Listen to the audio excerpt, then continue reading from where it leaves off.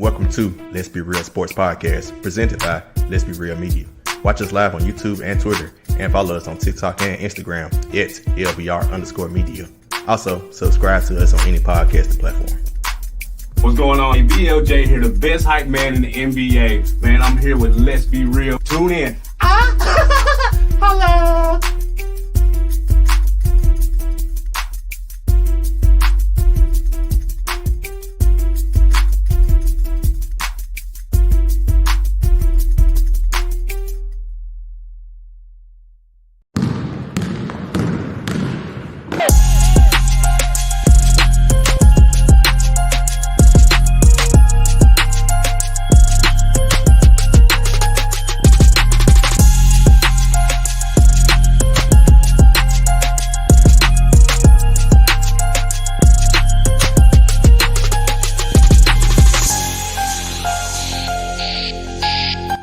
Let's be real.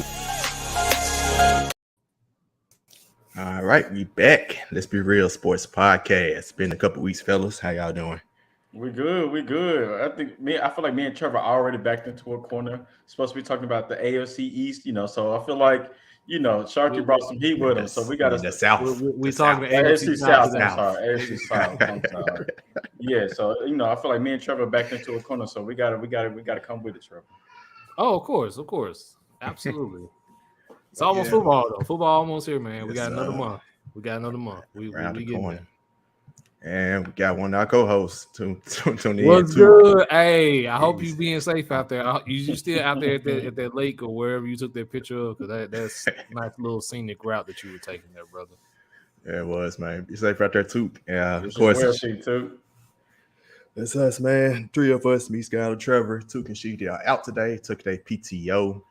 C3 the Hardaway seemed to have a problem with Took take his PTO, but they coming up right after us at 7:00 with Skylar.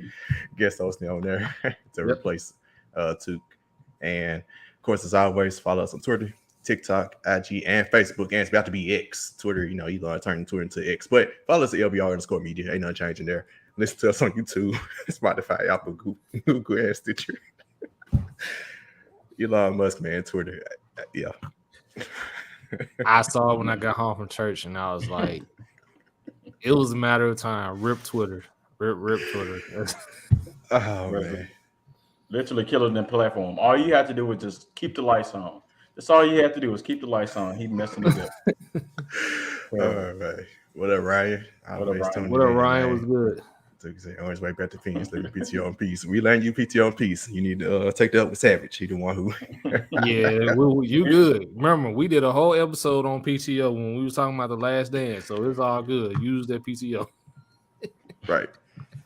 But man, we got a couple of guests I'm about to bring in after we get our word from our sponsor. Of course, touring the AFC South is the name of the show, so y'all could only assume one of the guests is going to be on here. But we had two primary guests coming on the show. A couple of my close friends that I met had a group since I met them back in April at the Black Sports Business Symposium. So love to bring them in and bring them in right after this word from our sponsor. Sports betting has rapidly risen in popularity, and I want to connect you all with an opportunity to get started or get ahead. Having multiple sportsbook accounts is the simplest way to maximize your profits, and there has never been a better time to sign up. When you visit our page, betstamp.app/LBR, you'll be connected to all the sports books in your region, along with the review of each platform and its unique benefits. All these sports books have valuable sign-up offers for new users. And when you register through our link, you will automatically receive the top offer at each one. When you use multiple sports books, you ensure that you can always access the best available odds, which is key to successful sports betting. If you want to take advantage of these benefits and support our brand, please consider signing up for your next sportsbook at betstamp.app/LBR. All right, we back. LBR Sports Podcast with the guests, I presume. So let me go ahead and introduce ladies first. Miss Meg, you got a lot. So you're going to correct me if I have something messed up. Owner of All About Sports. Atlanta Dream beat reporter for the Atlanta Voices, writer for Colts Wire, and co-host of the Sports Tea podcast. Am I missing anything, or did I miss anything? I mean, All About Sports podcast too. Yep, and well, Horseshoe Pride podcast too. Yes. couple of podcasts.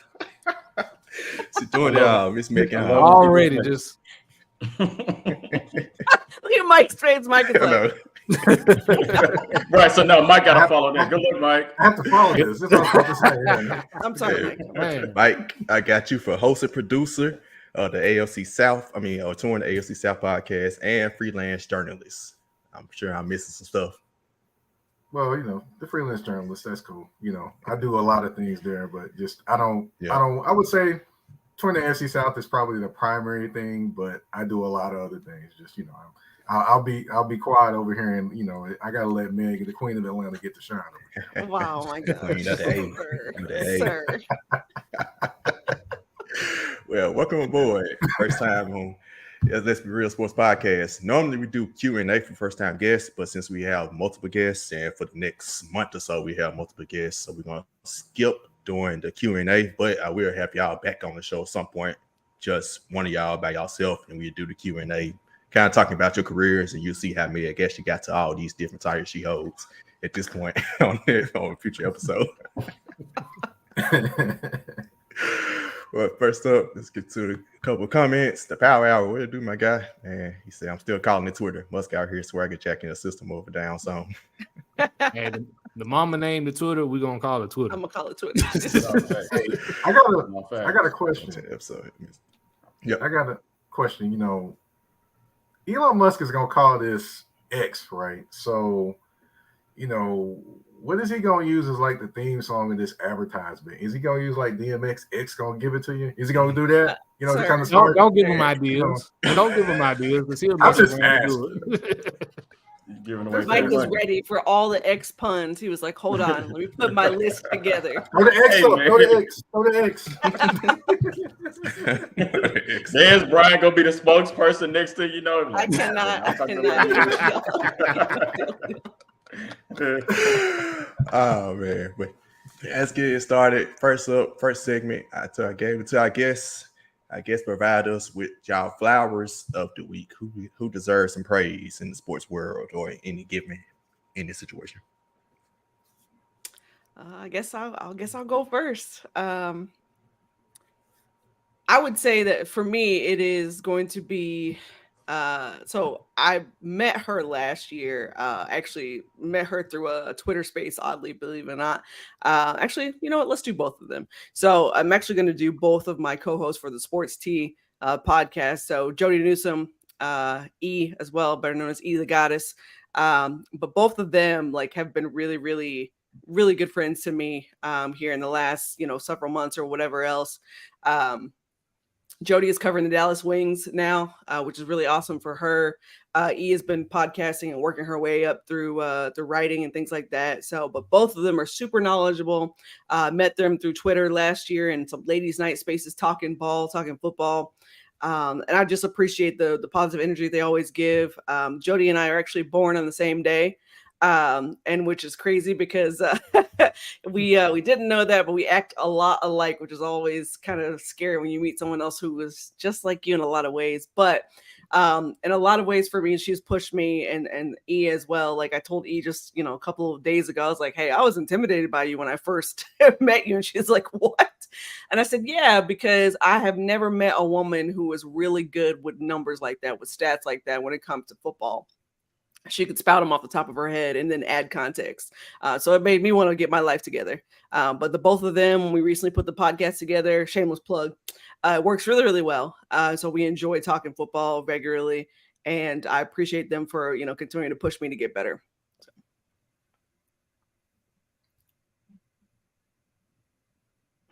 That's it. Oh, Yeah, okay. Oh, okay. My bad. I didn't know what was next. But let's see. My flowers, usually everyone wants to get flowers and get sentimental and all those different things. Nah, I kind of flipped that today. I'm going to give my flowers to Doc Rivers. This is the reason why I'm giving my flowers to Doc Rivers. All of these coaches out here that, do different things and they do, bad jobs and they don't get another job again. Well, Doc Rivers is the antithesis of that. he always does a job, and everyone tries to make his job sound great that he's doing, but he really hasn't done that great of a job. Yet he's in the running for every single job that's open. I mean, prime example, he was in the running for the Phoenix job before Frank Vogel got it. And believe it or not, he's probably going to be in the running next year for somebody else's job. He's probably going to be at ESPN taking Jeff Van Gundy's job, to be honest. But basically, I want to give my flowers to him because, you know, we always talk about all these coaches failing upward and things like that, like Lane Kiffin and all those different coaches. But to me, he's the king of failing upward right now, to me, because he always gets another job. He gets GM power in Los Angeles after they lose. I tried to figure that one out. I mean, he gets a Philly job like literally the day after he gets let go from the Clippers and does absolutely nothing with it. I mean, to me, I got to give him his flowers because he is the only black man I know in coaching that has failed upward. There you go. Hey, that finesse job is something serious. I ain't gonna lie to you. Man. Yeah, but no, you know, Mike, I appreciate where you were going with it because I think Doc history has made so much history in failing that we may need to put him in, like, you know, in discussions for Black History Month. Like, we might need to give him like his own day of the month because, you know, we've been saying this since what, 2008, 2009. So to hear Mike come on the podcast out the jump, like, I'm so glad to hear that. So Mike, I definitely appreciate you. I had to do something different because you know, everybody want to get flowers and get sentimental. Nah, that ain't my style. Let me flip it. Not for the Doc. No, not for Doc. No, not for Glenn. Not for Glenn. Oh man, good stuff, man. But next segment, it's time for the main entree. Y'all know us is the fattest sports podcast, what we used to call us. But we're heading to the topic of the show, touring the AFC South, with none other than Mr. Mike Patton on the show. So you're gonna kick it off for us with the actual winner of the AFC South. So what we're gonna do is each person, I got Mike assigned with basically he covers the whole division. He's a 49ers fan, but he has a podcast on the AFC South, so he's gonna cover both the Jaguars and Texans. Meg is a Colts fan, and she writes for Colts Wire, so she's gonna cover the Colts. Me, I'm a Titans fan, former Titans podcast, so I'm gonna cover the Titans, of course. And we're gonna go in order of how they finished in the division last year. So Jags, Titans, Colts, then Texans. So Mike, kick us off by letting us know what the Jacksonville Jaguars got into this offseason. Well, imagine a sports car, but it gets another gear. That's the Jacksonville offense this offseason. I mean, you get rid of Marvin Jones and you bring in Calvin Ridley, a potential number one wide receiver. Does that make your offense better? Indeed, it does. And you go throw into that, you have a whole offseason of players continuing to grow and get better with a team that ended the season on a roll. And you have a team that could potentially be the surprise of the AFC this year. Not just the AFC South, the AFC. Their offense is definitely going to be explosive. You know, they got Evan Ingram locked down. Christian Kirk had a career year along with Evan Ingram. Then you have Etienne in the backfield, Trevor Lawrence trying to, you know, kind of feeling himself a little bit. And of course, you bring in Calvin Ridley. But, you know, the big thing for this team, I will say, is defensively, they're going to have to get a pass rush. I have to applaud the defensive coordinator for even having a defense that's, you know, definitely could, you know, do some things, but not have a pass rush because Josh Allen really didn't get there. And you have Mr. Walker on the other side. He was a beast, but he just didn't get to the quarterback. So, you know, if they can figure those things out, along with, you know, the linebackers they got, Oluquan at linebacker, you know, they borrowed him from Atlanta. And, you know, and figure out who's going to be the corner opposite of Tyson Campbell, then they can definitely be doing some major things in the AFC, not just the AFC South. But, you know, of course, those are things to look at for that team. I just kind of wanted to give you a quick rundown of the team and what you could be looking for, which, in my opinion, I think the offense will be leading the team, but eventually the defense is potentially going to catch up as the season goes along. All right. Any questions for Jacksonville Jaguars take, fellas? I got one. Oh, go ahead. Go ahead. All right. I was going to keep it short and sweet. Trevor Lawrence, MVP caliber season next season. I have him as my way too early MVP prediction. I've heard that a lot, though. I've definitely heard that a lot. Not only here, but across the whole hexagon is what we're gonna call it now. The hexagon, at least, whatever. But across social media, yeah, I've heard it across all social media, basically that Trevor Lawrence is going to be, the MVP, and he's got all these things going on. But the quick thing I want to remind everyone is that they still are the Jacksonville Jaguars. When have they put 2 seasons together of great play? Tell me. That is the last time they had. That's Tom Coughlin. Tom Coughlin is the last time that I've ever seen them put back-to-back seasons together of successful seasons. So if it happens this year, it'll be atypical from what they usually do. So they've got expectations this year. I mean, you don't trust Dougie P? Well, it's not that I don't trust Dougie P. I just don't trust the stench of the organization. The aura of the Jacksonville Jaguars. That's what he referred to. Jeez. Now, I will say this: the Jaguars are going to be talented.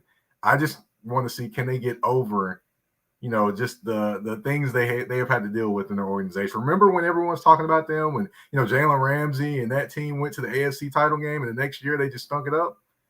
It could potentially happen. There's precedent for it. So that's all I'm saying. I'm not saying they can't be successful, but there's precedent for them not to be successful there too.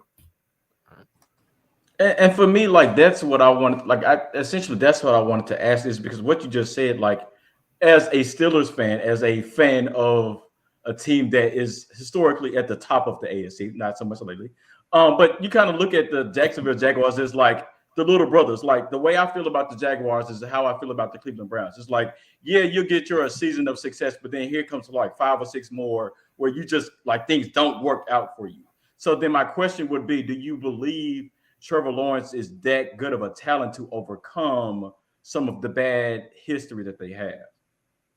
I definitely think he is. I mean, especially hooked up with Dougie P, as everybody want to call him these days. They don't call him Doug Peterson anymore. I guess he got his rap name now. But, as far as the Jaguars, yes, I definitely think that, Trevor Lawrence is good enough to overcome those bad seasons of Jacksonville Jaguar football. And, hopefully they don't get a fight on the sideline or in the game or anything like that too, previous seasons. I'm not mentioning no names.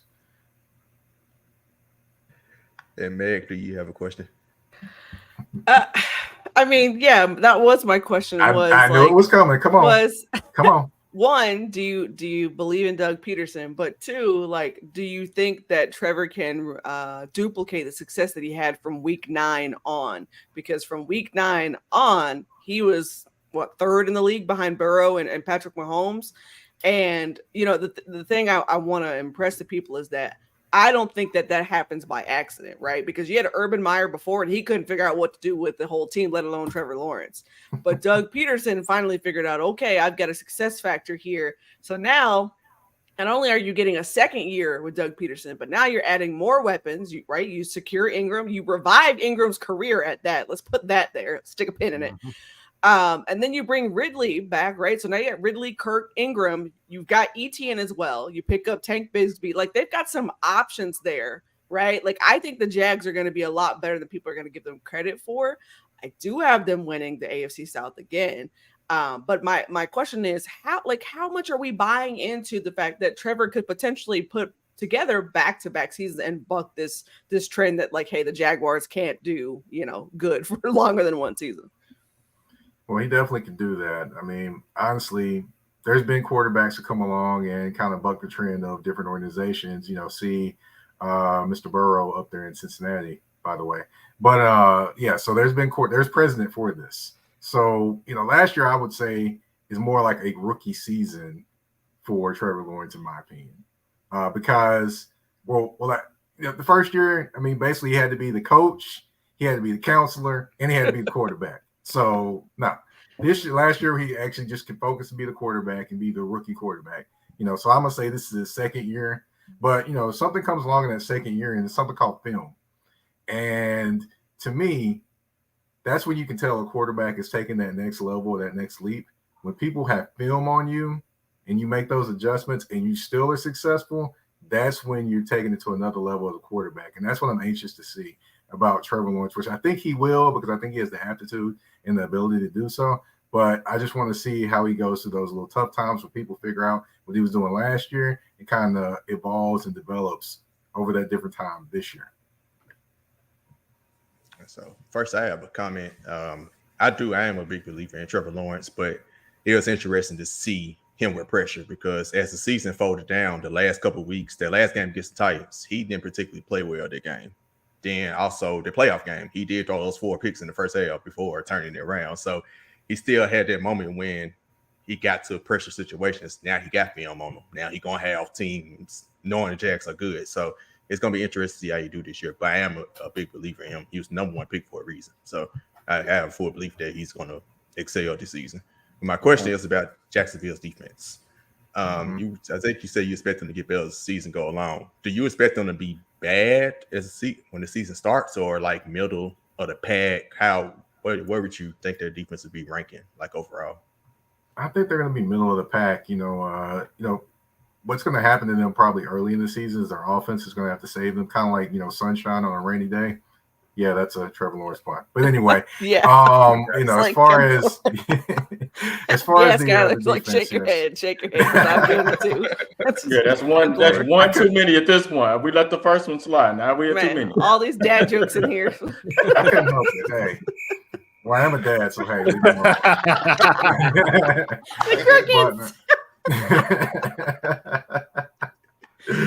But yeah, as far as the defense, I expect them to start middle of the pack. I think Olaquan is going to be key to that because, basically he's a tackling machine at the linebacker spot. So that'll help them to kind of get over a little bit of the uneasiness probably at the defense. The good thing is they do have a lot of pieces coming back. The bad thing is they have a lot of pieces coming back. So, they don't have that one difference maker to be like, okay, cool. That guy's going to be it this year. That guy's going to get all the sacks or get the pressure or whatever that they need. Plus they're missing Arden Key, which, he's playing for the Titans now. So that's another thing they're going to have to overcome as well. So, it'll be interesting, but I think they'll start middle of the pack. Olaquan will kind of get it started, and it'll be interesting to see if Josh Allen, going into probably what'll be his last year there, in my opinion, it's going to be interesting to see how he does. Josh Allen, the linebacker, y'all, not Josh Allen, Buffalo Bills, by the way. But it's going to be interesting to see how he does in terms of developing and maybe rushing the passer some in Jacksonville because he hadn't done that well since his first year there. Right, that's a great point by Ryan. They have a first place schedule. Like I said, the Jags, we got to see how good they are pretty quickly. Oh man! But moving forward to the Titans, of course, I'll cover them. But Mike lives in Nashville, so feel free to interject in a given point if I miss anything with the Titans. So, of course, my team, and the main reason we do this like this divisional episode is because national media don't cover all teams like that, right? The Titans are one of them teams. They just kind of completely ignore D-Hop signs them. Oh, why he signed blah, blah, blah. Why he signed with them, right? So this is why we do this. And it's not just the Titans. It's more teams like that that they do that again. So we do this, try to educate the listeners to like, okay, I don't follow the Titans, so I want to know what they're doing, right? Same thing with me. I don't know what all the other teams are doing. So just really actually generally learning about the other team. So Titans, crazy offseason. First started with us hiring a new GM, Rand Carthon from the 49ers. Some people didn't seem to know that because they thought they went back to the A.J. Brown trade. I'm like, that was the previous GM. That's the reason he got fired. Mid-season at that. Exactly. Yep. After A.J. Brown went off on us. Like, come on in. But the Titans, they came out. They started out 7-3 before everybody and their mama got hurt on the team and went to IR and lost 7 games in a row at the end of the season. And here we are. So got a new GM, fired Todd Downey, the offensive coordinator. That was horrible, to put it nicely. Horrible. Hired Tim Kelly, who did fairly decent in Houston, kind of mixed reviews. We'll see, but he does have familiarity with the new signing, DeAndre Hopkins, who immensely helps the receiving room. A lot of great reviews out of Traylon Burke, the first round pick from last year. It puts him back in his primary wide receiver 2 position, so you kind of got a good 1-2 threat right there. Derrick Henry returns. Ryan Tannehill, y'all know how I feel about Ryan Tannehill. Bro been getting disrespected like a mud this past week. I gotta admit. Because people ignore what he does in the regular season. He wins in the regular season. You can get on him by playoff performance all you want, and I get on him by playoff performance. But regular season, He performs. Last year we probably missed playoffs because he missed 5 games. We went 1-4 in those games.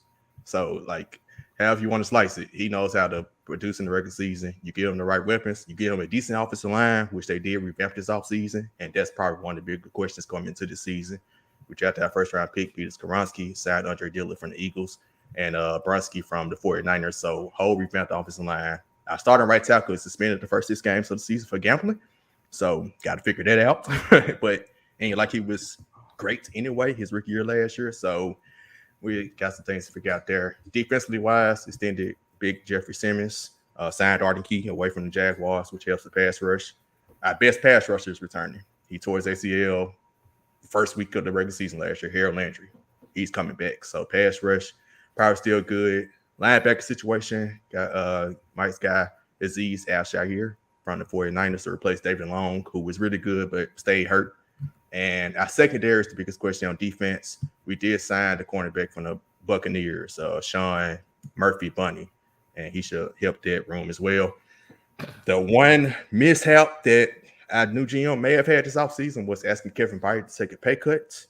It's officially been resolved. They did restructure his contract where he essentially did take a pay cut, but did it in a way where it became incentive-based, so he could earn the money back based on incentives. So all worked out. Everybody's returning.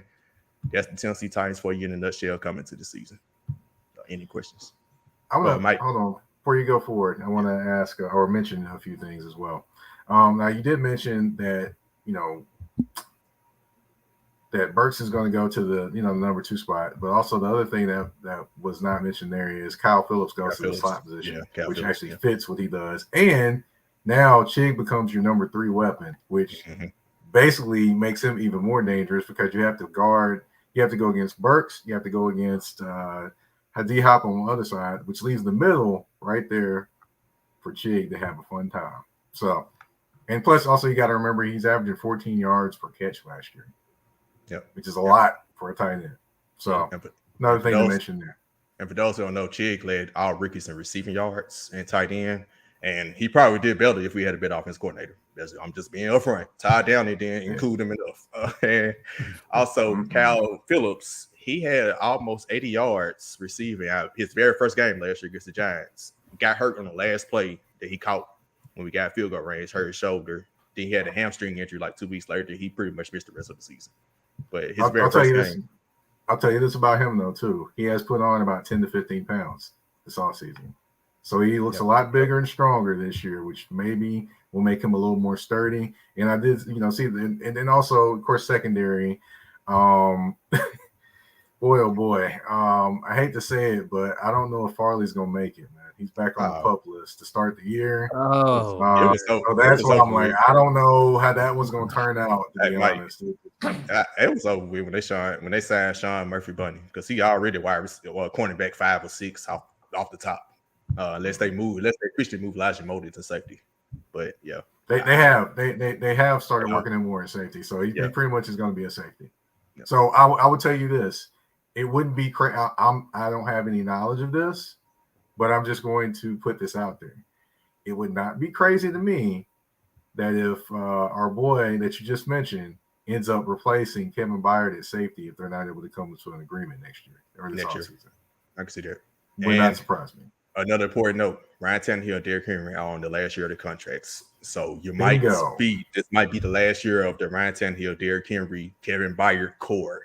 That's pretty much the leaders of the team. So this might be the last hurrah for that core. Maybe they did sign D Hop to a 2-year deal. So they might. That was evident when you picked up Levis, right? Like, I think that was pretty much the white flag. Like, all right, Tannehill. And they're definitely doing that this year. They might because they signed D-Hop 2-year deal. I can see them bringing Derrick Henry and potentially Byard back in. Hey, let's see. It's kind of like Kansas City did with Alex Smith turning over to Pat Mahomes. Not saying that was Pat Mahomes, but I'll tell you this too. Also, everyone's crowning Will Levis the backup quarterback. He's still got to beat out Malik Willis. And Malik Willis is actually doing much better than he is in the off season. Yes. Now training camp is about to get here. We'll see what happens then. But Will Levis has got a lot of catching up to do. Yeah, I'm ready for Malik, man. But questions. I think that was going to be one of my questions. Like, what do you feel like are the chances that Malik starts this season? I feel like Tannehill's been banged up, the last couple of seasons and hasn't really been able to endure an entire season. So my question to you is over or under 8 games that Malik Willis starts? I say under. I think so. Tannehill missed 5 last year. Before that, I don't think he had missed a game before since he's been with the Titans. He hadn't relatively stayed healthy, but throughout his career, he had been hurt. Yeah, that's what I'm. Yeah, there you go. Sorry. So last year, I think we had the worst, if not the worst. We had one of the worst offensive line in the league. Dennis Daly was a cone at left tackle. You know how Patrick Beverly called Chris Paul a cone. No, Dennis Daly was a real cone. For real. A cone is crazy. So Tannehill, wow. too, he didn't stand a chance. So you got a relatively decent offensive line. I think he'll stay healthy the majority of the season. But I say under because we got a new GM. He didn't draft Malik Willis. So I still feel like Will Levis is going to have the better chance to get the 2 spot over him. But I'm hoping Malik actually shows out in training camp and makes it a tough decision. But I say under. I think Tannehill finish the majority of the season because he's playing for a new contract. This might be the end for him for his career as a starter. So this is his last hurrah to really prove some things. So. And I also want to make sure to let everyone know that Ryan Tannehill is one of the oldest quarterbacks in the NFL, by the way. You have Aaron Rodgers, and then you have him, basically. That's wild. He said Dennis Daly couldn't block a parked car. He could. Oh my gosh. He's playing for Arizona now, right? I know. Arizona Cardinals. Oh. I don't know how you got no job. But. Tell me you tanking without telling me you tanking. Anyway, Exactly.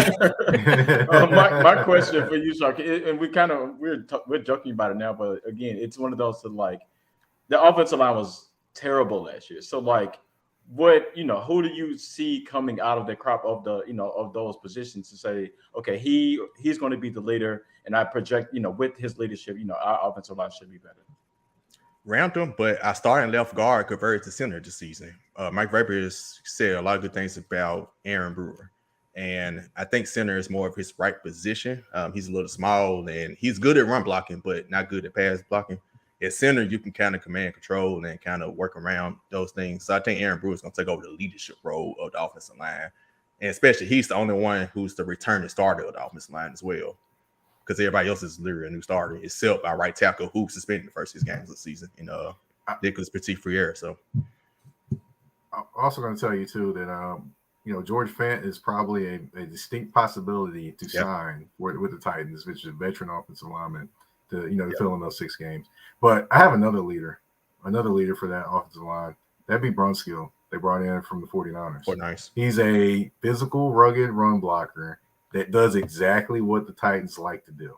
And that's beat you up at the line of scrimmage. So he's going to set the tone, in my opinion, for that entire offensive line. All right. My question for regarding the Titans is what are your expectations per se for DeAndre Hopkins?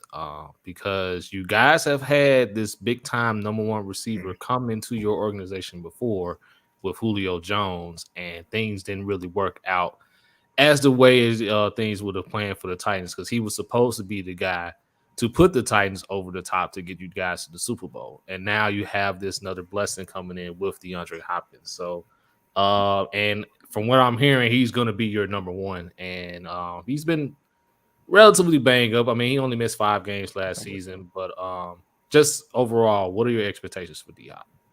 So I think the misconception about D-Hop, he only had 1 season where he really got hurt. That was 2 years ago.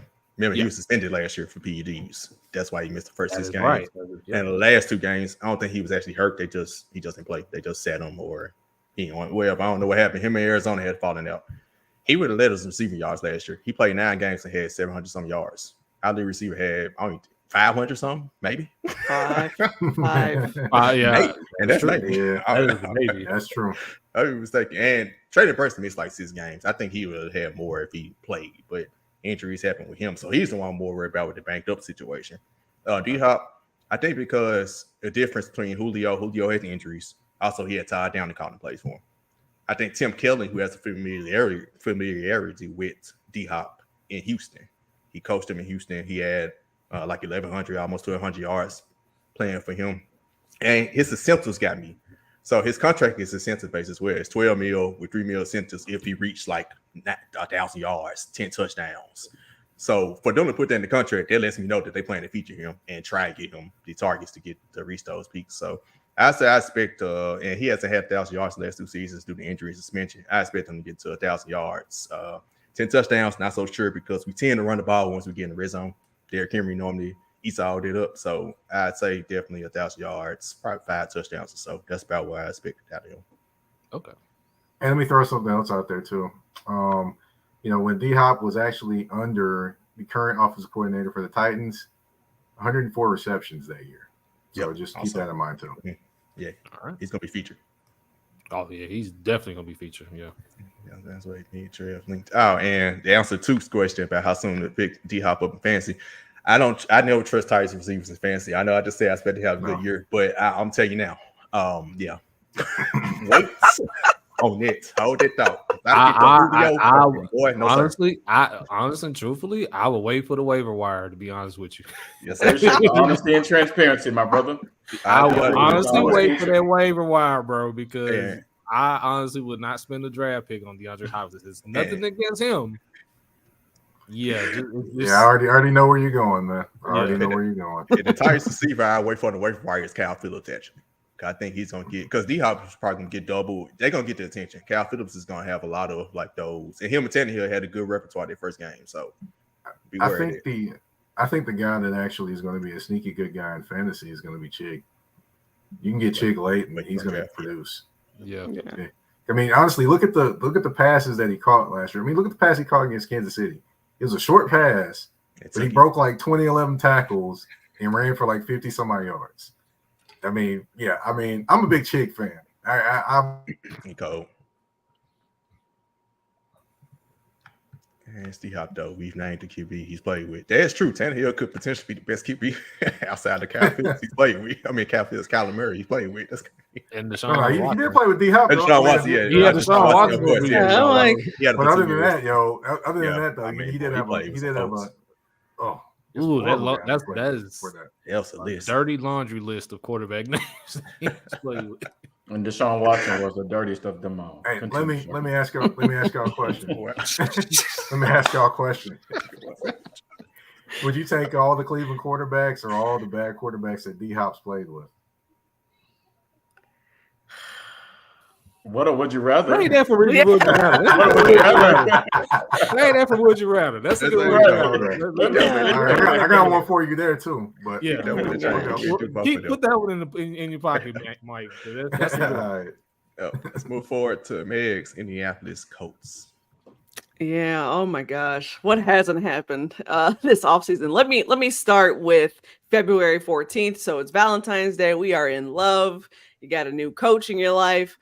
So you hire Shane Steichen to be the new face of the franchise and to lead you forward after a tumultuous season in which you went 4-12 and of course won. So from there, you have 8 new faces along with Shane Steichen. So pretty much an entire new staff minus Gus Bradley and his defensive assistants. So from there, you march your way through the draft. You pick up some small pieces, of course, here and there with free agency. There really wasn't a ton going on, but I would say the biggest splash was obviously signing Matt Gay.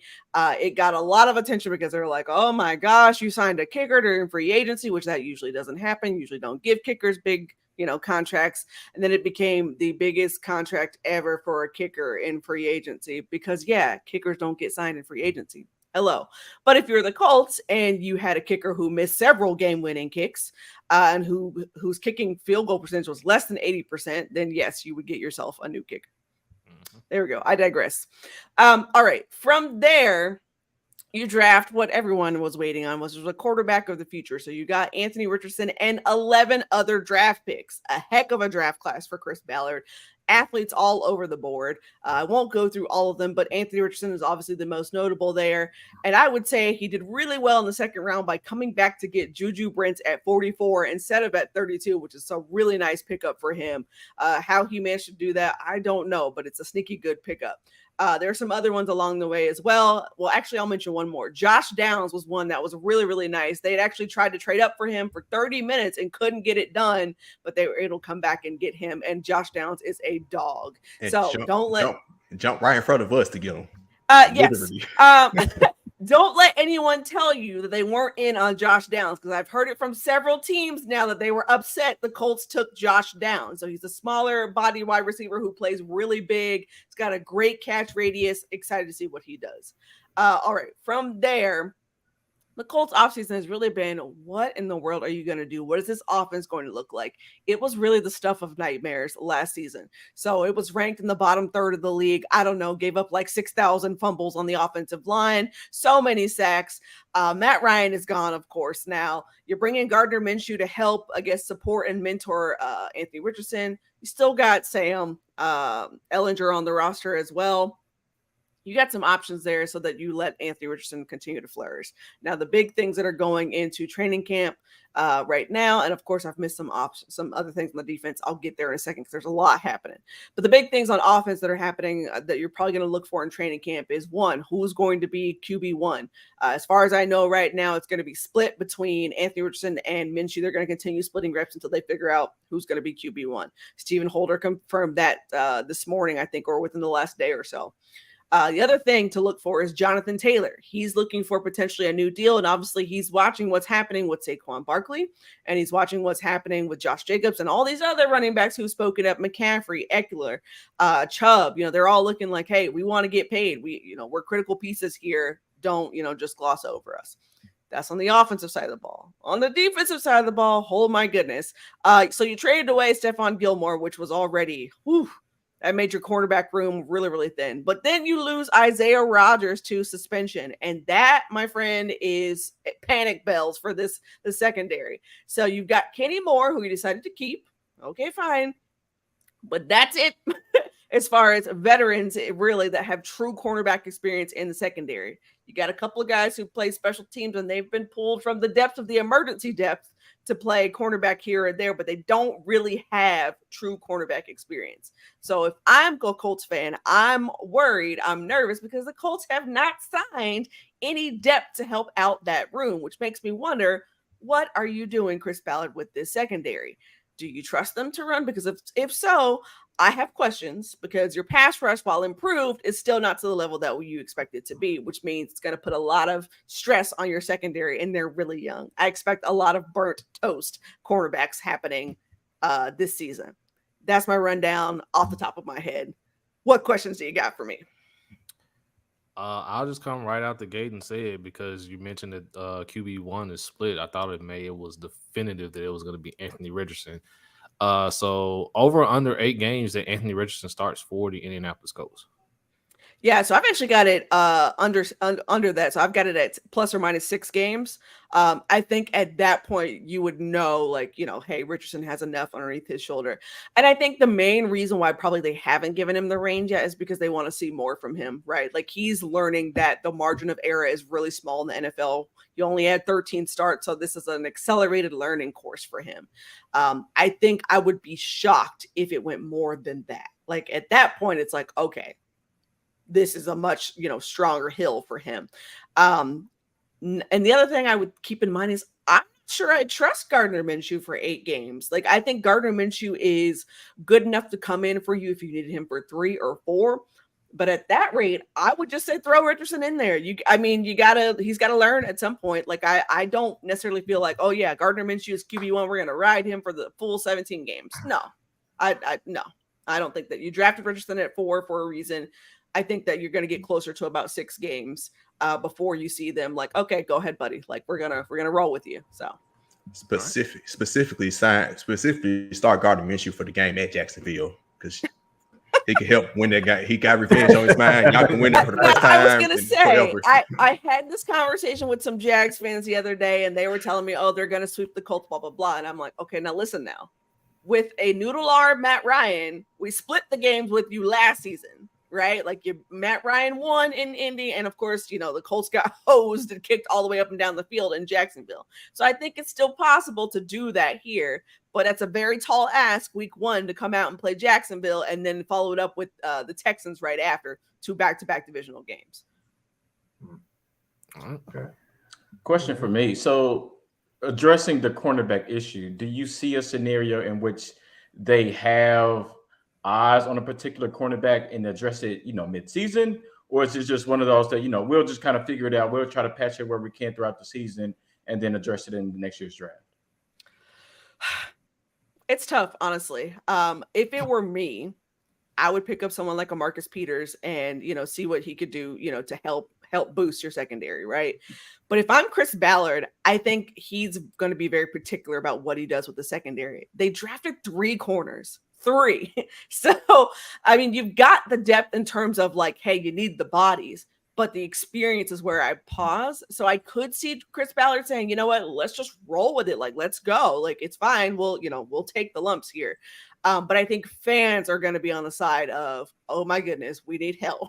Like, go get somebody now. And to be fair, though, I think Chris Ballard is going to continue to till this roster, right? Like you got to do that, going forward. And especially if you want to compete in not only the AFC South, but I mean, let's talk about going forward. Like you want to, in my mind, Kansas City is the threshold. Oh, I'll answer that in a second. But in my mind, Kansas City is a threshold, and whatever moves you are doing need to be to that point. Like we need to be trying to beat the Kansas Cities of the world, the Eagles of the world, those teams. And I think that question was, do you think this is the last year Chris Ballard will be GM? Yeah. And I'll tell you why. You've now had 6 seasons, right, with Chris Ballard, and Andrew Luck retired in 2019, and you are still trying to figure out what to do with this quarterback position. And I get it. It wasn't an easy fix. No one expects to, wake up and all of a sudden your franchise quarterback has retired.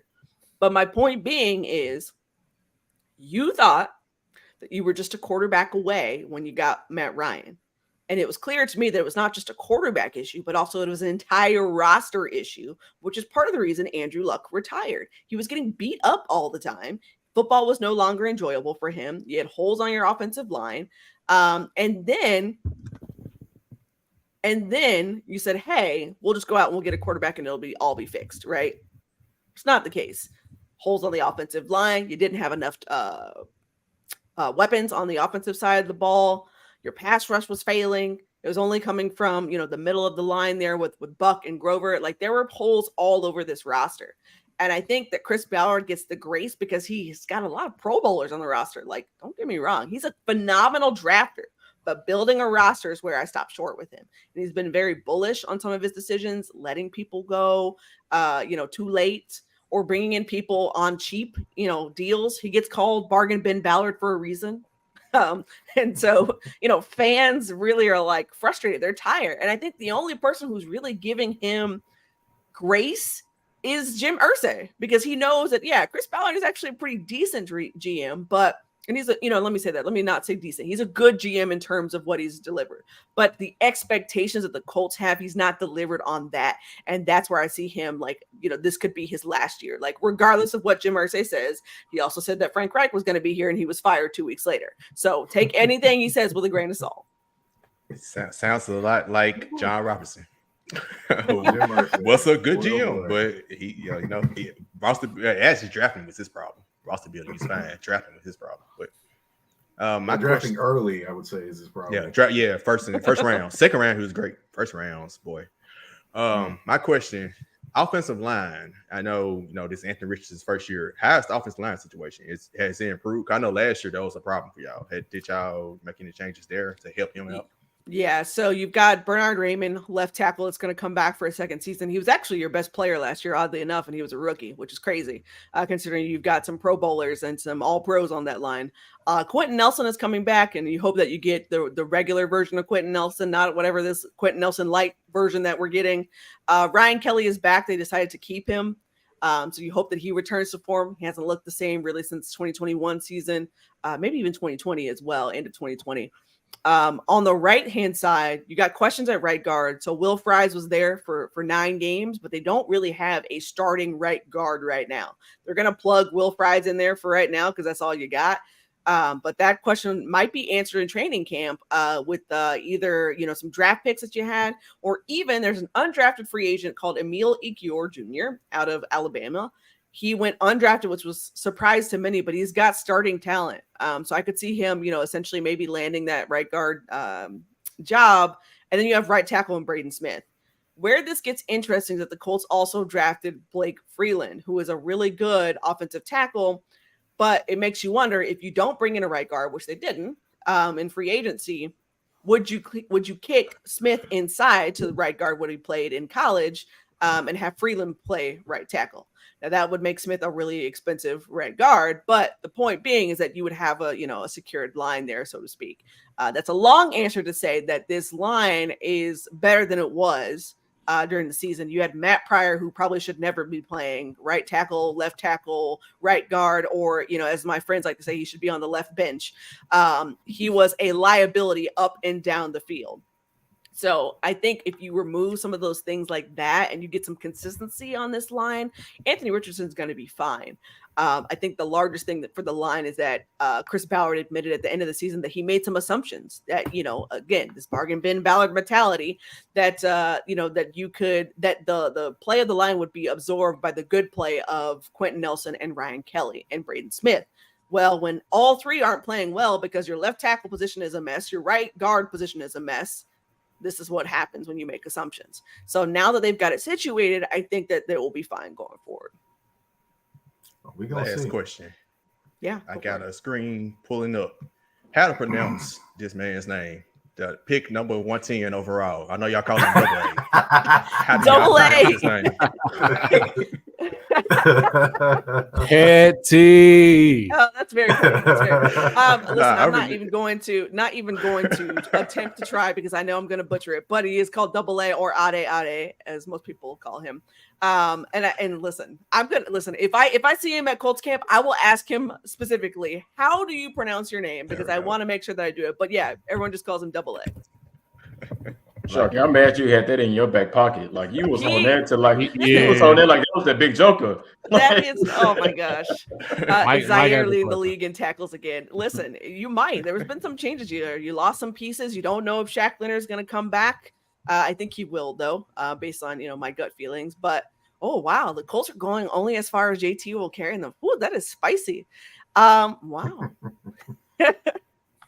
Which Leonard are y'all? These questions are from the top rope. That's Jeez. a good one. Which Leonard are y'all getting this season, Darius or Shaquille? Good grief. Wow. Good grief. Wow. Now, I did have a question for you about tight ends. I mean, y'all seem to collect tight ends the last couple of years. I mean, you've got like 5 of them that you've drafted. Can you please sort out what in the heck they are doing with that tight end room? Because you got Ogletree, you got Granson, you got you got the dude who used to be a former basketball player. You got Jelani Woods. I mean, you got the guy out back playing tight end too. I mean, can you please explain to me what is going on with all these daggum tight ends? Yeah, you got Mo Alley Cox, you got Will Mallory. I mean, there's options. So let me say this. I think what has happened is that they are still trying to figure out what to do post a Jack Doyle era. So Jack Doyle was a really critical piece of that Colts offense, Mr. Reliable. And I think once Jack retired, it was like, okay, Mo Alley Cox is the only person who's left. We're going to pay him because he's the veteran in the room. We want Mo to step up. Obviously, they didn't expect the production, right? Like Mo's never necessarily been that massive production guy. But and what I mean by that is like he's not going to have Jack Doyle production. But I think they expected more out of him. And when they didn't really get it, they're like, okay, all right, we need some help. So you go and get a Jelani Woods. You go and get a Drew Ogletree. Kylan Granson was already on the roster. And the problem with having that many tight ends, you got to utilize them properly. And I don't think Frank Reich did that when he was here. They were criminally underutilized. Jelani Woods outpaced Mo Alley Cox last year in touchdowns and yards. And he's a rookie, and he wasn't even really targeted that much. So that's the crazy thing. I think here's the thing. Kylan Granson was also another guy who I really am trying to figure out what they were doing. They had him on special teams like week 3 against Kansas City. He did well, but it just was like, what? Like, you guys need to utilize him. You drafted him to be a middle of the field guy, eat those yards up, and then you don't utilize him there. Drew, I think, was let me say this. He's going to be a story for camp this year to watch because he was tearing up training camp last year before he went down with an ACL injury. And in my mind, I really think he was outpacing everyone. That includes Mo Alley Cox as well. And he probably would have been tight end 1, which is wild to think that rookie would come in and just, surpass everyone. And then the Colts went and got Will Mallory, which I think they just were like, oh, athlete. And so they went and got him to add to this tight end room. But I think that was more of a signal to Mo Alley Cox that if you don't get it together, you will be traded, which they put him on the trade block this offseason. So I really think they're still trying to look for answers of what's going to be that 1-2 punch for them. But I would keep my eye on Drew Ogletree, healthy. And Jelani Woods is my sleeper pick for the year. Shameless plug. You'll see it in all my writing. But he's been my sleeper pick for the year. He's a massive human being, 6'7", 253 pounds. He's got some explosion to him. The height alone is a mismatch. He is a walking mismatch. You need to utilize him. Everybody else will fall into place after that. But Jelani Woods is probably the guy that I would feed things through. I like Jelani. Right. I like Jelani Woods a lot. I think our first game against the Titans, Colts, I think he scored he did really well the game. I know he had a touchdown and things. So. Yeah. I mean, he had 2 against Kansas City, including the game winner. And then you didn't really see a whole lot of touchdowns from him after that because they didn't utilize him properly. Yeah. And then I think the other play that I would probably think about is the Vikings game, which we won't talk about that game. But in that game, he had a 35-yard catch, boom, and then they just didn't utilize him after that. So. Boy, sounds like Tice with you. That was a bad game, wasn't it, Meg? It was painful. I bet. You turn on the TV, they're winning. You turn it back on again. I was still watching the whole time in disbelief, and on both sides of that game. Honestly, I was in disbelief that the Colts were up that much, and also in disbelief that they just let the biggest comeback happen in NFL history. Yes, common denominator. Matt Ryan. He's common denominator in both of them. The thing is, I wouldn't necessarily say it was Matt Ryan because I think several things happened. They stopped being aggressive once they got up, in the game, right? And then the defense was like, okay, hey, we're chilling. We have this coming out party. We run a touchdown back or whatever else. They also were like, hey, all right, we're chilling. All of a sudden, it's 36-12, I think it was, or something like that. 36-18 or something like that, with 12 minutes left in the fourth quarter. That tells you what happened from there. So I want people to remember that was, in my mind, that was a complete team meltdown. It was fun to watch in some senses and sad in others. I'm just going to take that away. Man. Moving forward, last team in the division. Who has a problem with the Titans right now? And we'll see at 7 o'clock, 8 o'clock when New Jersey's throwback jerseys get announced. So it's going to be a lot of Texans Titans smoke. But let's talk about the Texans this offseason, Mike. Well, they've had a problem with them ever since they moved. So, hey, they'll be all right. Yeah. They'll figure it out. They don't own the trademark, so it is what it is. But as far as the Houston Texans, they're starting from the bottom. That's all I can say. There's nowhere to go but up. They definitely, invested a lot into different pieces they needed, primarily a quarterback and C.J. Stroud, pass rusher, and Will Anderson, which huge move to draft up to get him, to trade up in the draft to get him, giving up, pieces in their next draft next year to do that. So he better be everything they need him to be, is basically what I'm saying. It's going to be interesting just to see offensively how they can actually try to get better, because if Davis Mills starts, they're not getting any better. C.J. Stroud should be the guy from the beginning to the end and then some. But, of course, you have weapons out there. They brought in Dalton Schultz from the Cowboys, which I think was a very good move to give him a security blanket. They bring in Robert Woods, which we know how it worked out in Tennessee. So I think it's actually going to be better for him in Houston than in Tennessee, because they probably may put him in a position where he actually plays best, which is the slot. So, we'll see what happens there. Offensively, they do have some things to work out. Don't have Brandon Cooks anymore, which he's in Dallas now. And, so it's going to be definitely a learning experience with that offense is what I can say. Defensively, couldn't stop the run at all. So, honestly, it's going to be interesting to see. It's going to be interesting to see what they're able to do. Honestly, they didn't have a pass rusher. Their best pass rusher missed a ton of games last year. And it wasn't like he was a great pass rusher, because he barely had 10 sacks. So, yeah, just take from that what you will. So Will Anderson comes in and is the best pass rusher. Linebacker core, not really a bunch to talk about there. You have guys with a bunch of tackles, but not really a standout guy. Now in the secondary, though, you do have Petrie, though, who was a rookie from Baylor, and I really like him. He's a future All-Pro safety. Remember I said that. And then Stingley, I'm still kind of not sold on him, and then they haven't had a set corner outside of him. So it's going to be interesting defensively what DeMeco Ryans is going to be able to create. Who knows? They may put Jimmy Ward there. Who knows? But they did bring him in over from the 49ers. But they did have a lot of transactions, bringing in a lot of veteran pieces to kind of supplement the youth they're going to have. So what can I expect from them? I expect them to start slow and maybe by the end of the year kind of find the identity and maybe be a little bit more competitive towards the end of the season than they are at the beginning.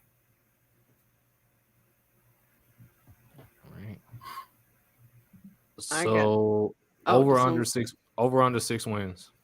I give them right at 6 wins. I give them that. Yeah, I think they'll find a way. DeMeco Ryans is going to give you 2 wins. He's going to figure something out defensively to give you 2 wins. But other than that, he can't just make magic happen. He can't just make magic happen every week. Nah. Yeah, I have them at 6 to 8 wins. I think that's reasonable for them, especially with that much improved team. I think I would agree with you that if you put Davis Mills out there, listen, fans might revolt, honestly. They've been so hyped about CJ Stroud. And I'll tell you this, I went to the Texans-Titans game last year in Houston, and there were more people in the parking lot than there were in the stadium. So that tells you how they feel. I'll tell you this about Houston as well. Boy, oh boy. You're very high on them, thinking 6 to 8, by the way. But Houston is just interesting. They're just interesting, not just in terms of the field, but the people off the field too. The people off the field. You just think of you got the Sirianni guy, or Sirianni. Good gracious, Cesario. Good gracious, I'm butchering his name. But anyway, the GM of the team, Nick Caserio. Yep. Yeah, I said his name right the second time. Anyway, he has basically got a chance to pick 3 head coaches since he's been at the helm of that team. When can you name me a franchise that bad that a GM has been able to name 3 head coaches? 3. So to me, he's on the immediate hot seat. His seat is scalding hot. And yes, by the way, I did forget about Mechie. Mechie is coming back, which is a great story at the wide receiver position, but you still don't know what he's going to give you there at the position. So, but yeah, I mean, that seat to me has got to be scalding hot for Cesario. It's got to be. I don't necessarily have a question, but more of a statement. The Texans 6 wins. That was a great over under, Trevor, because really 6 is about to die. They have the most important positions established, essentially. Quarterback, left tackle, they extended Larry Tunsil, and pass rusher and Will Anderson. So you got that solidified with really good young talent. You just got to fill out the rest of the roster now. But you got those 3 spots, and that's a really good starting point. So I really feel like that. Let me throw something else at you. Now, everyone says you got solidified with Larry Tunsil. Can they solidify him not while starting? That's a question I want to know. Can they solidify that? Because he has that little stance where he's rocking and rolling over there. And I'm like, you can't do that, man. You got to fix that in some aspects, man. Yeah. So, I mean, I think for the Texans, and this is more of a statement than a question, but I would highly advise their fans to have tempered expectations. I think they're restless right now because they've been waiting on good football, right? And again, they are hyped about CJ and Will and all their draft picks and things like that. But you have so much new on that team. I think it's going to take some time, for it to get to where the level to where they're wanting it to. I think fans will continue to show up at games, right? Like they're excited. The city loves DeMeco Ryans. So that is a home run hire for them, right? But again, this is a revamped roster and it's going to take time. And I really have questions about their weapons and what their weapons are going to do. Even with putting CJ there, like, can anybody name their starting wide receivers? Like just be quote unquote Ricky Year. Honestly, looking at the wide receivers, more likely it might be Mechie. It's going to be Woods is going to be out there too, and then the rookie from Houston as well. Tank Dell, yes, but my point being is it took you a second, right? Like you were like, oh yeah, they got this guy, this guy, this guy, and this guy. It took me a little bit.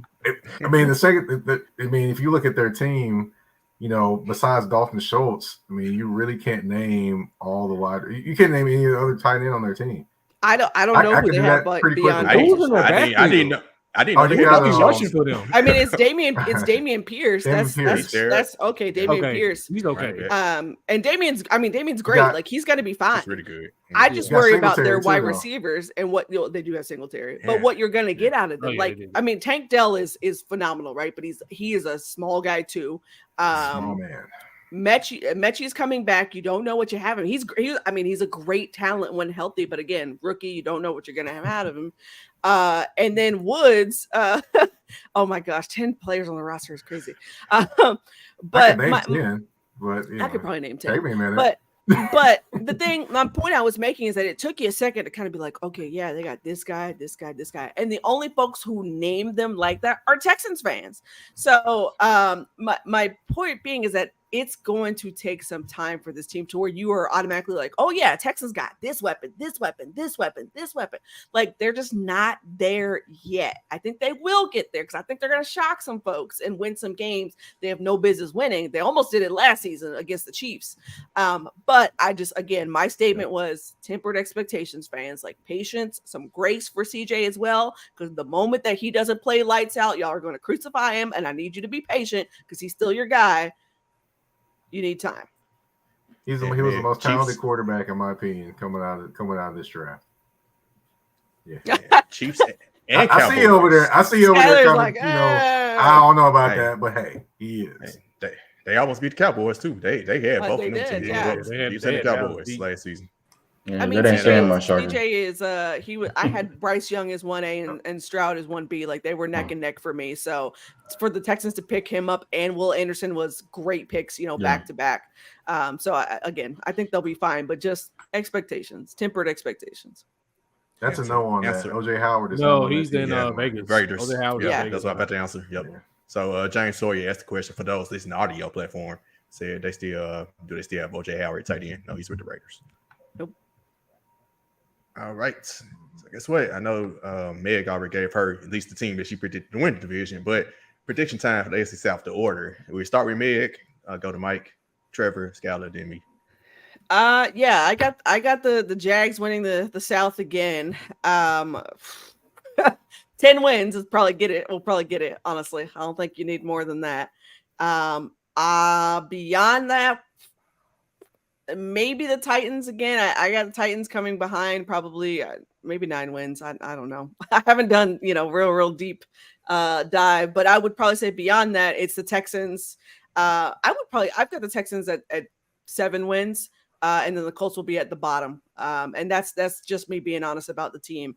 Maybe everyone else is higher on the Colts than I am, but I mean I really would have to see like some lights out football from this team. And I just haven't seen it. Even with a defense that could probably help win you some games. Still need a lot of help. So that's where I'm at. Okay.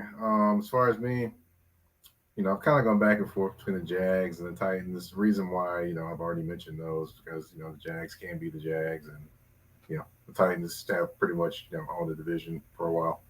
But I'll go with the Jaguars at 1, the Titans at 2. I'll go with the Texans at 3 and the Colts at 4. Yeah, I'll go with that order. So me and Meg, I think, are uniform in terms of that one. Was that next in that order, Sharky? You can go ahead, Scott. I'm matter. Yeah. Gotcha. Okay. I'm torn, to be completely honest with you, between the Jags and the Titans, just for the simple fact that, again, on this podcast, we believe in when somebody shows you who they are, believe them. And I believe Mike and I already talked about, like, do I trust the Jags as an organization to put back-to-back years together? And so because I have not seen that, why would I pick them to win the AFC South this time? So I think just for off strength alone, I'm actually going to go to the Titans just because Sharky talked about the amount of injuries that they had last year. I think they'll be able to do well in their division, but then also pick up some wins, whether that be in the AFC or the NFC, to get them to about 10 wins. So I actually go Titans 1, Jags 2. I still believe the Houston Texans are missing a lot. So I go Colts 3, Texans 4 in that order. All right. Oh man. I'll just go ahead. So since Skylar went ahead and did it, I'll do it as well. Give me the Titans at 1, but it'll be close. I don't think it'll be 10 wins gets it done. I think 11 gets it done. I think the Titans snatch it at 11.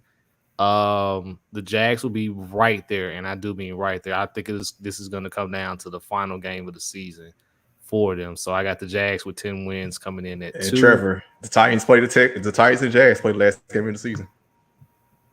You see where I'm going with. Good job. in Tennessee, in Nashville. You see where I'm going with this. So, I'm gonna go with the Texans at 3. I like what D'Amico Ryans has done on the defensive side of the ball. I think he can get you to what Mike said. He can get you 2 wins, and I got the Colts at 4 because they haven't definitively come out and said that Anthony Richardson is the starter. I think they're going to struggle right out the gate with Minshew, and then finally, I don't know how long it's going to be before they just throw Richardson out there to take his lumps, but we know it's going to take time with him. So I got the Colts at 4. Of course, y'all leave it to me to break the tiebreaker, huh? I've been going back and forth with this all week. I had the Jags all the way up to last night. I picked the Titans. And then, right here on this podcast, I wondered after Meg said the Colts signed the kicker. Who the hell is our kicker? Nobody knows. Nobody knows. Skyler said, once you saw you are believe him. The Titans, Mike Vrabel and Doug Peterson are the best coaches in the division by far, right? The Titans have been the most injured team in the league the last 2 years. Do I have a reason to believe they won't be the most injured team again for third in a row? They showed me who they are. They stay hurt. Until I see it, I won't believe it. Give me the Jags at 1. I love my Titans, but until I see these it's realistic. It's realistic. Boy, no folks stay hurt. We had about 30 folks on our last year. I got to see something different. We fired a strictly conditioning coach, and I don't know how kicker is. Kicker is pretty important last time I checked. So give me the Jags. Trevor Lawrence, I'm a big believer in him as 1. I think the Titans are right behind them at 2, potentially working for a wild card spot with 17 sitting in the AFC with the second place schedule as well. I'm gonna go Colts at 3. I just feel like the Texans defense. I mean, I know the Colts secondary is bad, but the Texans whole defense, I don't know. They had Jerry Hughes as their leading sack guy last year. Jerry Hughes is nice though. Are you still playing football? Jerry Hughes is 145 years old though, man. Been playing linebacker that all of our ages put together like that. That's crazy. Listen, they're just haters. Yeah, give me the Colts. I guess he had a vintage sack here then. Okay, I believe it. Mike. He had a turn back the clock season. There you go. Oh no. Yeah, I'm sorry, Texans fans. I was trying to help. I was really trying to help. Well, I think Gardner Minshew is going to get some starts and steal a couple wins for the Colts before he does his Ryan Fitzpatrick thing and they replace him with Anthony Richardson. And like I said, the Texans, that defense, I don't think their offense ain't as good as the Jags to just outscore people, and their defense is just that bad. So give me them for 4th. So sorry, Ryan, but he said it's fair. Like, we stay hurt, man. I need to see something. Right. Yeah. But moving forward, last topic of the day for time's sake. Would you rather? Asked our guest to give us a couple of would you rathers. Mike already kind of snuck one in, so I guess we'll start with his. One he did. Then Meg. I got a caveat to that one. All right. All the Browns quarterbacks minus Baker Mayfield and Deshaun Watson, or Ryan Tannehill at quarterback. If you got to win one game, Ryan Tannehill. Playoff game. No, one playoff game. I would have thrown Baker Ryan in there. Tannehill's record. Right, come on, Trevor. Like, I would have, Baker's Mike, be honest with you, I would have thrown Baker in there. I would have said all the Cleveland quarterbacks except Deshaun Watson. Skyler is about to unravel over here. I would have thrown Baker in there. Man, it seems like Baker's about to go into the Hall of Fame or something. Like, But hey, Baker. But I will say this though: Baker did win a playoff game versus Pittsburgh, so he did. Okay, At least I choose Tannehill. I know Derek Roethlisberger out there on Big the Ben, wall. like, come on now. We had Ben Roethlisberger out there. They're supposed to win their game. These are Steelers fans. Both of them are Steelers fans. So. Plus, our little brother in the AFC North. They come on now. Okay, so all the Texans quarterbacks that had to deal with D-Hop, I guess, outside Deshaun Watson, and all the Cleveland quarterbacks outside Deshaun Watson. I mixed up the question. There you go. I just thought about that. Dang, I really did. But yes, never mind. Go I ahead. had a great reaction to Skyler though. Mike tried to play it cool by trying to slide Baker Mayfield's name in there. Like Baker Mayfield was the second coming to Tom Brady. Too close to the Baker man. Oh my goodness. Ryan Clark. Oh man. I need to remind. Okay, so Cleveland has had Case Keenum. Houston has had Case Keenum. Apples to apples right here. Why share quarterbacks there, to be honest? Yeah, it is a lot. Jacoby Brissett. What's with the Jacoby Brissett has started for both teams. We got Tim Couch. Tim Couch. We got TJ Yates. We got Johnny Manziel. Football. We got he started for both teams too. He started for both teams. Who's the guy? Who's the guy? To tell you how bad these organizations are, I swear to God, y'all just have Derek Anderson and Derek Anderson. Derek Anderson game 1 year. Yeah, he sure did. This is how bad this is. Did he play for the Texans too? And Deshaun Watson played for both teams. Well, he's already. I know, but it's like, let me see. I'm trying to think who else. Rest in peace to Mac Jones. No, Mac Jones converted to wide receiver. No man. Oh, you said Ryan Mallett. Rest in peace. Ryan Mallett. Ryan Mallett. Yeah, Ryan Mallett. That's what I'm thinking about. Yeah, I got it. He started. Yeah, rest in peace, man. Tom Savage. Oh my gosh, that's a name. Please, that's a name. Listen, we need to stop this question. This is nasty work. Yeah, it's turning more into this now. Yeah, troll or not. Yeah, it's a thin line between would you rather and troll or not. I'll tell you what. I'll keep the question. How about this? I'll keep a question AFC. Yeah.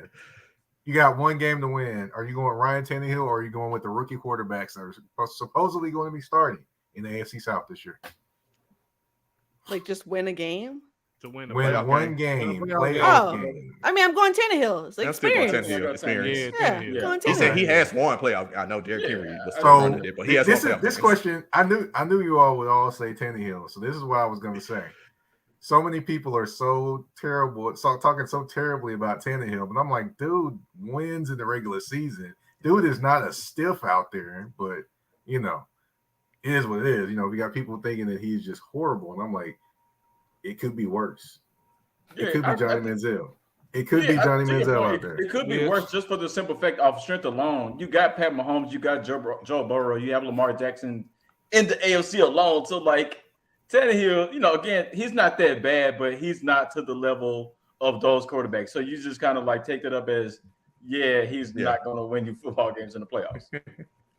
Which, I mean, Lamar Jackson hasn't won playoffs like this. Right, so exactly. Even some top quarterbacks have it. So he ain't no different than some of them. Like Pat Mahomes is the king. Yep. All right, Meg. Would you rather? Oh. All right. Would you rather make the playoffs every year for 10 years and not win a Super Bowl, or only win one Super Bowl in 10 years? So would we rather be the Pittsburgh Steelers? I'll take that. Thank you very much. Hey. My God. I had a better one. From the top row. Skyler. I had a better one. Let's be real here. What's her name? Tyler. He said, He could have named anybody else. That ain't only happened to the Steelers. He could have named anybody else. The Titans had six straight winning seasons for last year, so hey, we partied it. Oh boy, I feel we've asked that question. Look, on this podcast before, though. I think we have. Yeah. Either way, it's the Steelers. Either way, so it's cool. So Savage is the Eagles fan, by the way. Savage is the Eagles I'll fan. take my Super Bowl win. Yeah, I would be the Doc Rivers of the NFL. I will take the Super Bowl win. Because he's rolled that one win out for 10 years. He has. Gotten paid. He's gotten him paid. Yeah. Oh man.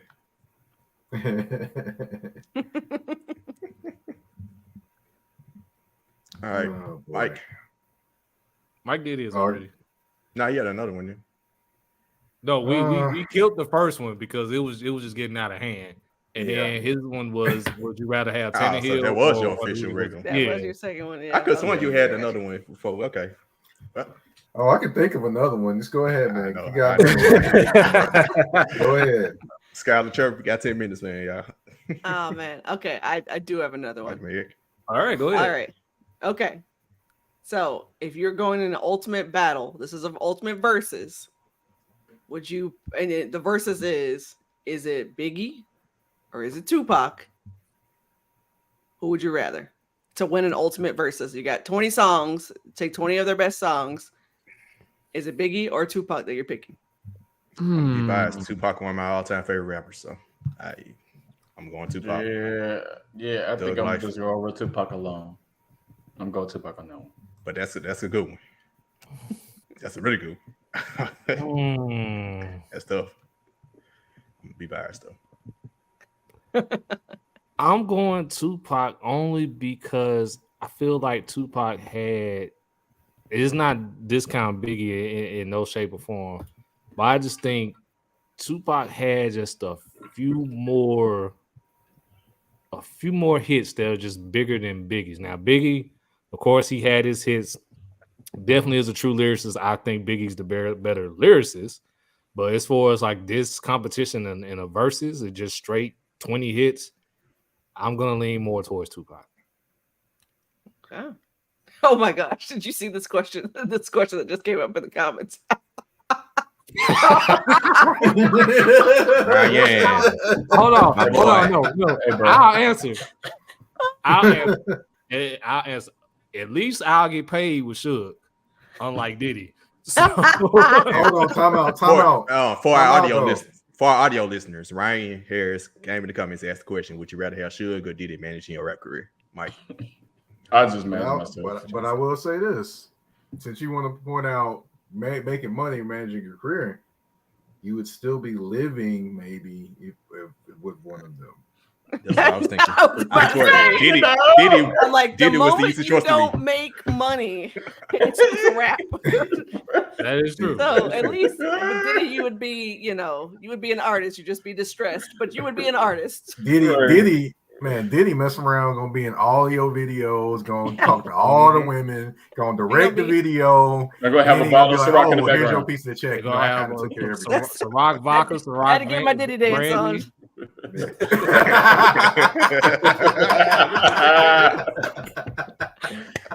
What a good. I said, rather take getting paid, or would you rather lose your life? I do got one for y'all though. Since but I got one for you.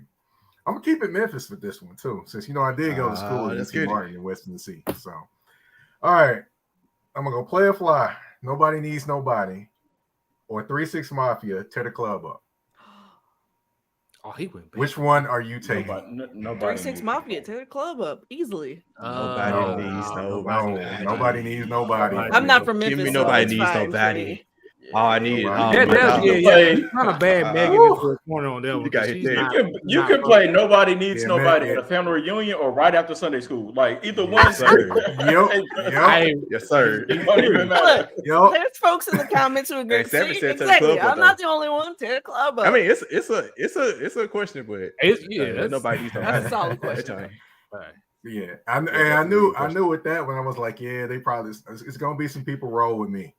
Nobody needs nobody. He said it was overrated. Oh no! He always thinks stuff overrated. He died. Man, look, I got introduced to Player Fly when I was in college, so that was the first time I had ever listened to Player Fly when I was in college, and I was hooked from there. I was hooked. Yeah. All right, man. That was a very fun-filled show. Mike, Meg, thank y'all for the laughs. Thank y'all for the information. Tell the people where they can follow you and check out your work at Starting with Meg. Yeah, so I have, first of all, let me say thank you for having me on. This was fun. Thank you for taking the time to have me and Mike on. But I do have a website called Hall About Sports. That's HALL aboutsports.com. Follow me on all the social medias and the internets. It's Twitter, it's Facebook, it's LinkedIn, it's Instagram, anything you can think of. Oh yeah, I'm sorry, it's now called X. But if you go to hallaboutsports.com, you'll see me there. If you want to follow me specifically on, I guess, X and not Twitter, it's at the Meghan Hall, THE, and then it's MEGHANHALL. Find me there. All right. Well, of course, I'm the host of Touring the AFC South. You can find that on Spotify, Apple Podcast, iHeartRadio, YouTube, you name it, we're there. But of course, for me, you can find me on X. Throw the X up, whatever they want to call it. But anyway, you can find me on X at Mike Patton 82. That's MikePatton 82. Of course, you can find me on Threads, and you can find me on Instagram at that's THA, not THE _general_MP. And yeah, you can definitely find some merch too. I'm actually getting ready to release some merchandise for Touring the AFC South. So I've got like a bunch of different shirts in different team colors of the AFC South as well. And I do got a shirt with a teal version of the logo for the Jacksonville fans if they want that. All right. I like it. I like it a lot. Gets the people going. Right. Definitely. Yeah. Oh, I got hoodies. I got everything. I'm just trying to figure out the hat thing, but I've got hoodies and everything too. That's a good comment. It's definitely Shout out to Ryan. He said, great show, y'all. Make it sound like an ESPN podcast. Let me find out.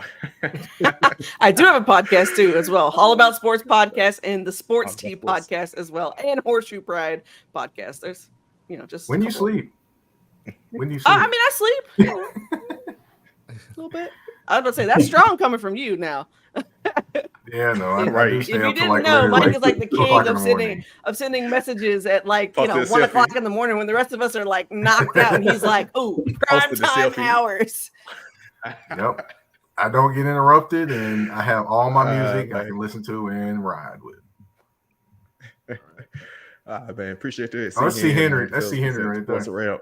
What's up, C. Henry? Mm-hmm. All right. As always, of course, with us, follow us on the X. That's what that'll be tomorrow. TikTok, IG, and Facebook at LBR_media. Subscribe and listen on YouTube and Spotify, Apple, Google, Stitcher, which should be available right after this episode, about an hour or so. Also, remember to check out betstamp.app/betstamp. /bets/sportsbook//LBR for your betting needs. As always, to follow me on Twitter at DaOne_P Shark. I'm at _Scott Leader on Twitter, X, S, whatever the case may be. Meg, Mike Patton, thank y'all for joining us. Thank y'all. Meg and Mike, thank you so much for being on. Y'all can follow my X at the Art of Trevor. Because you married, you can't do that. No, sir. It took me a second to catch. I was like, wait, what? Yeah, you can follow my ex. You can follow my ex at the Art of Trevor. Preposition. So don't capitalize it if you know your grammar. Thank you, Ryan. Don't let your it almost sounds like it almost sounds like he's trying to not say a word. He says the X. Or he's promoting somebody who's to date. So that's why. Follow as two members who can make it today at It's Really Sheedy and at Tev Shakir. Till next time, everyone. Peace. Who we got next week? The AFC East?